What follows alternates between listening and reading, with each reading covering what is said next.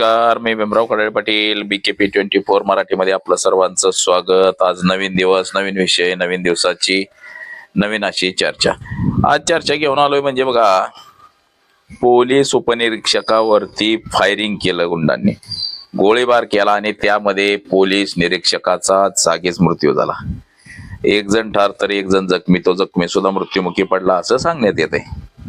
आज देशातली कायदा व्यवस्था एवढी बिघडून गेलेली आहे आणि त्या सगळ्या गोष्टींना जबाबदार आहेत या देशातले राजकारणी. राजकारण्यांनी गुंडा पुंडांना पाळलंय. थोडं काय झालं की पोलीस स्टेशनला फोन करायचा, पोलिसांवर दबाव आणायचा आणि त्या गुंडांना सोडवायचं. आज ते गुन्हेगार पोलिसांना सुद्धा गोळ्या घालायला कमी करणार. आता बघा, त्या उत्तर प्रदेशमध्ये तर एका उद्योगपतीच्या पोरानं 10-15 पोलिस थांबली होती, त्या पोलिसांच्या अंगावर गाडी घातली जाणीवपूर्वक. म्हणजे सगळे पोलिस उडवले, 2-3 पोलिस कायमचे जायबंदी झालेत, बाकी सगळे जखमी आहेत. म्हणजे अशा घटना ज्या आहेत त्या ह्या वारंवार घडायला लागलेल्या आहेत आणि या सगळ्या गोष्टींना जबाबदार राजकारणी आहेत. तर सदर घटना ही कुठं घडली, काय घडली, तर हा संपूर्ण व्हिडिओ जर आपण बघितला तर आपल्या लक्षात येईल की बाबा कुठं पोलिसावरती गोळीबार झाला, कुठं फायरिंग मध्ये पोलीस ठार झाला. हा व्हिडिओ संपूर्ण बघा, म्हणजे आपल्या लक्षात येईल की बाबा नेमकं काय प्रकरण आहे. बघा, देशामध्ये कायदा सुव्यवस्थेचे डिंडवडे उडलेले आहेत. ते कुण्या एका राज्यात नसून सगळीकडे असंच झालेलं आहे. म्हणजे पोलीस प्रशासनाच्या माध्यमातून आपलं राजकीय अस्तित्व कायमस्वरूपी टिकवायचं, आपल्या राजकीय अस्तित्वाला तडा जाऊ द्यायचा नाही, अशी सध्याची राजकीय धडपड सुरू आहे. मग ते कुठच्या का पक्षाचा असू द्या, ज्या ज्या पक्षाची ज्या ज्या राज्यात सत्ता आहे त्या त्या राज्यामध्ये पोलिसांकरवी आपली सत्ता टिकवण्यासाठी प्रयत्न केला जातो. विरोधकांवरती दबाव आणण्यासाठी पोलिसांचा वापर केला जातो, विरोधकांवरती गुन्हे दाखल करण्यासाठी पोलिसांचा वापर केला जातो, गुन्हेगार सोडवण्यासाठी पोलिसांचा वापर केला जातो आणि निवडणुका लढवण्यासाठी सुद्धा पोलिसांचा वापर केला जातो. मात्र या पोलीस महोदयांना कळत नाही की आपला हे सत्तेसाठी काही वापर करून घेतात. आपण जर ह्या पुढाऱ्या सुधाऱ्याचं जर नाहीच ऐकलं तर काय होईल? सगळ्यांच्याच बदल्या एका ठिकाणी करू शकणार नाही, सगळ्यांनाच निलंबित करू शकणार नाही, सगळ्यांच्याच चौकशा सुद्धा लावू शकणार नाही.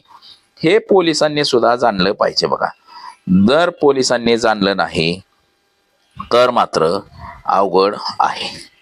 आता बघा, अशा अनेक घटना माझ्याकडे आहेत की पोलिसांना मारहाण केली, पोलिसांना गाडीनं धडकवलं, पोलिसांना फरफटत नेलं. भयान घटना आहे त्या. आणि त्यातले त्यात आता पोलिसांवर फायरिंग करायला लागलेत लोक. म्हणजे कायदा सुव्यवस्था जिवंतच राहिलेली नाही. पोलीस दिसो, कोणी दिसो, थडाम थडाम थडाम गोळ्या झाडतात या. आणि हे फक्त बघायची भूमिका पोलीस वरिष्ठ जे IPS अधिकारी आहेत हे बघायची भूमिका घेतात, IAS अधिकारी बघायची भूमिका घेतात. लाचार लोक झाले ते, लाचार. म्हणजे खाली ग्राउंडला पोलीस काम करत असतो, पोलीस उपनिरीक्षक काम करतो, पोलीस निरीक्षक काम करत असतो, पोलीस स्टेशनला गुन्हेगारांना जायबंदी करण्याचं काम हे पोलीस आणि पोलीस उपनिरीक्षक पोलीस अधिकारी करत असतात. मात्र हे IAS IPS DYSP हे नामधारी आहेत, कामधारी नाहीत. हे नामधारी लोक आहेत, फक्त पैसे गोळा करण्यासाठी, हप्ते घेण्यासाठी, खालच्यांना दमदाटी देण्यासाठी असे हे बसवलेले आहेत. सदर घटना बघा अलीकडच्याच काळामधली, म्हणजे परवा दिवशीच घडलेली आहे. पंजाबमध्ये फायरिंगच्या घटना घडल्या. आता ते सगळंच तुम्हाला सविस्तर सांगतो. अमृतसर भागात कला गावामध्ये फायरिंग झालं 9 जुलै 2026. म्हणजे परवाची घटना, कालचीच घटना आहे. संध्याकाळी 7:30 वाजता कुठे? अमृतसरच्या घंडीडा पोलीस स्टेशनच्या हद्दीत भाकना कला गावातील धान्य बाजार आहे आणि तिथं सरपंच पदावरून वाद निर्माण झाला आणि सरपंच गुरदुप सिंग आणि पंचायत समिती सदस्य प्रगट सिंग उर्फ बळू यांच्या गटामध्ये वाद होता. दोन्ही गटात 10-15 गाड्या घेऊन धान्य बाजारात आले, आमने सामने अंधाधुंद फायरिंग केली.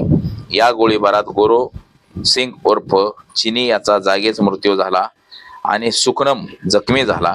पोलिसांनी जागेवरून 8 जणांना अटक केली. आता जखमी सुखमेरीला अटक करून हॉस्पिटलमध्ये सुरक्षित ठेवलं. 9 जण ताब्यात घेतले. लुधिया पोलीस नाक्यावर फायरिंग झालं.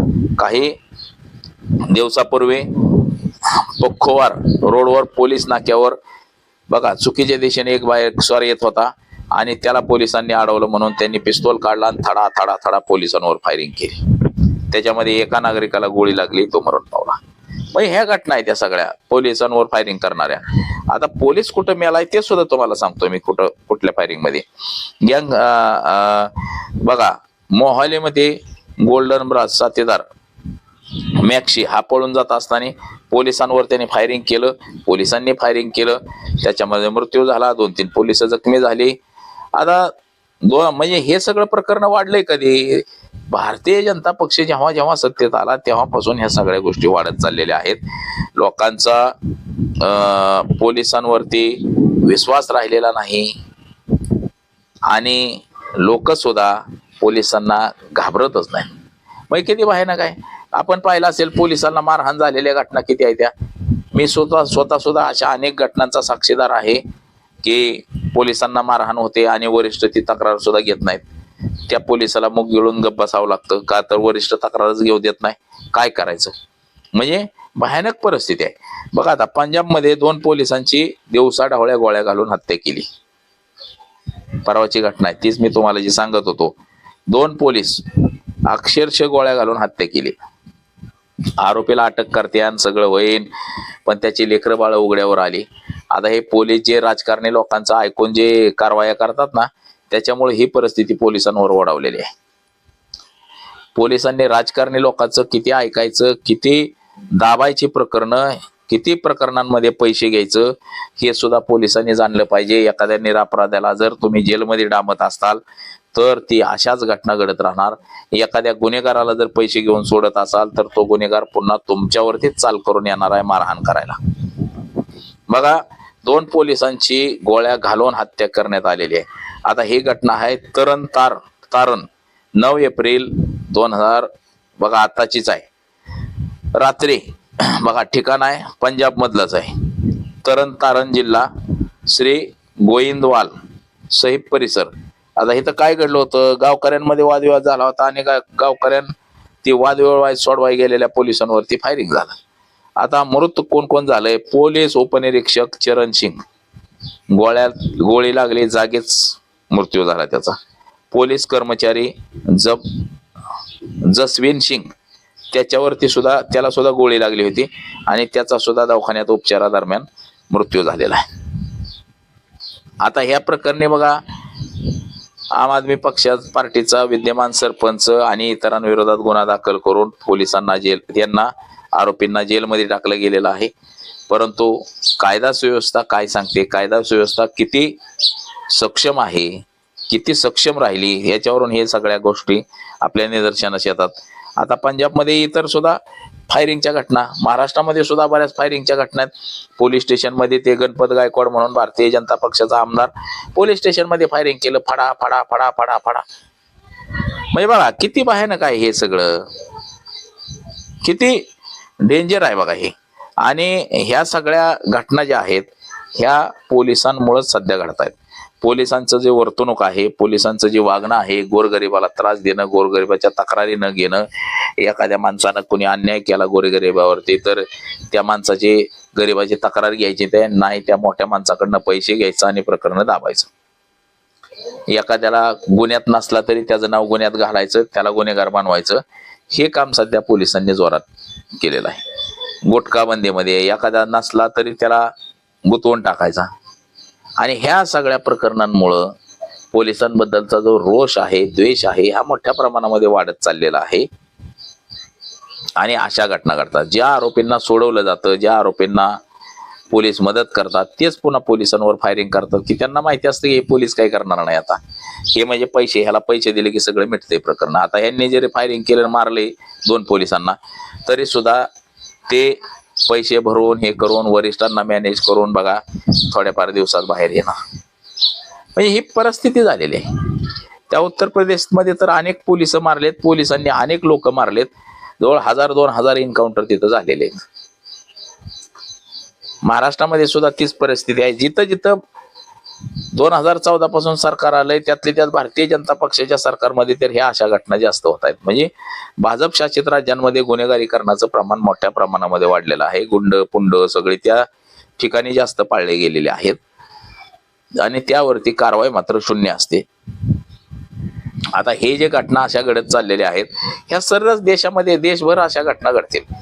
जसं की आता त्या बिहारमध्ये तिथं तो तिवारी नावाचा एक तरुण मारला गेला, त्याला शहिदाचा दर्जा दिला तिथल्या बिहारच्या लोकांनी आणि पोलिसांबद्दल अतिशय तीव्र भावना तिथं निर्माण झाली, संताप भावना. पोलीस दिसला की लोक हाणतात. म्हणजे देशभर हेच आता सत्र सुरू झालेलं आहे. पोलीस दिसला की माणसाचा तिळपापड होतोय, पोलिसांबद्दल द्वेष निर्माण होतोय. पोलिसांनी आपली ही प्रतिमा लवकरात लवकर सुधारणं गरजेचं आहे. प्रतिमा जी मलिन झालेली आहे ती सुधारणं गरजेचं आहे. आता ह्या राजकारणी लोकांनी काय केले, पोलिसांना टार्गेट दिले, तुम्ही एवढे पैसे जमा करायचे, एवढं आणायचं, एवढं करायचं. त्याच्यामुळे त्याला दिवस रात्र रस्त्यावर थांबायला लागते. दिवस रात्र गुन्हेगाराच्या मागे कोण आला गेला त्याच्याकडनं पैसे जमा करावं लागतात आणि वरच्याला द्यावं लागतात. म्हणजे हे सगळीकडे अशीच परिस्थिती झाली. कुठलं बी राज्य घ्या तिथं असंच झालंय. मात्र जिथं जिथं भाजपचं सरकार आहे त्या राज्यांची परिस्थिती अतिशय वाईट झालेली आहे. पोलिसांवर फायरिंग. आता आपण ते गुजरातचं सुद्धा एक उदाहरण बघितलं असेल. गुन्हेगार सगळे तलवारी घेऊन आले आणि पोलीस तिथं उभे होते. पोलीस त्या गुन्हेगारांना बघून अक्षरशः पळून गेले. तिथं जर गोरगरीब असती तर त्यांना बदलून काढलं असतं पोलिसांनी. मात्र असं कोणी दिसलं तर पोलिसांची एक पार पळताबळी थोडी होती. म्हणजे किती भयानक परिस्थिती आहे सध्या देशाची. आणि ही परिस्थिती बदलणं हे पोलिसांच्याच हातात आहे. पोलिसांनी जर ठरवलं, जसं आमचे तुकाराम मुंडे IAS अधिकारी आहेत, कुठल्या बी डेअरीवर धाड, कोणी पुढारी असू दे त्याला कायद्याने वाकवायचं, असं जर पोलिसांनी ठरवलं, 10च IPS अधिकाऱ्यांनी जर ठरवलं ना असं करायचं, तर त्यांच्या एरियामध्ये गुन्हेगारच पैदा होणार नाही. जे असलेले गुन्हेगार सगळं सोडून जातील पळून. मात्र पोलीस हे करत नाहीत. घाबरट वृत्ती झाली आता सगळ्या लोकांमध्ये. आपला आपला प्रपंच, आपलं भलं असं म्हणते माणूस. आणि यामुळे ह्या घटना वाढत चाललेल्या आहेत. तर बघा, आज एवढंच. माझा सहकारी कॅमेरामन अनिकेत समी भीमराव कडाळे पाटील, BKP 24 मराठी, इंदापूर, पुणे.